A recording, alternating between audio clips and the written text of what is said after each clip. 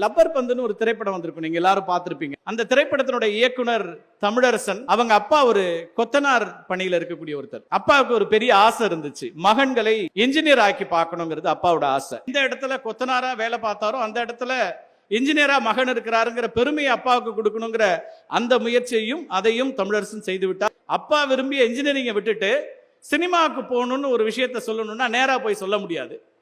இப்ப வழக்கம் போல யார் இருக்கா தூது போறதுக்கு? நம்பிக்கை நட்சத்திரம் அம்மா.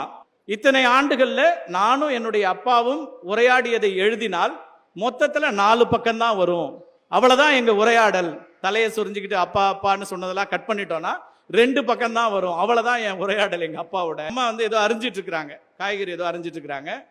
இவர் போய் அம்மா நான் சினிமாவுக்கு போறேன் அப்படிங்கிறாரு. அவங்க அம்மா அப்படி எட்டி பார்த்துட்டு அப்பா வர்றதுக்குள்ள வந்துடுறா அப்படின்னு சொல்றாங்களாம். அவர் சொல்றாரு, அம்மா நான் படம் பார்க்க போல, எடுக்க போறேம்மா அப்படிங்கிறாரு. போடா போக்கத்தவனே அப்படின்னு சொல்லி அவங்க சீரியஸா எடுத்துக்கலாம். அதுக்கப்புறம் ஒரு 6 மாத காலம் தயங்கி எப்படி இதை அப்பாட்ட கொண்டு போய் சேர்க்கறதுன்னு தெரியாம கடைசியா சொல்லி, அதுக்கு பிறகு அவருடைய விருப்பத்தையும் மீறி திரையுலகத்துக்கு வந்து தானா கஷ்டப்பட்டு இன்னைக்கு ஆகச்சிறந்த இயக்குனராக ஒட்டுமொத்த 3-4 தலைமுறையும் கொண்டாடக்கூடிய ஆகப்பெரிய ஒரு திரைப்படத்தை கொடுத்திருக்கிறாரு.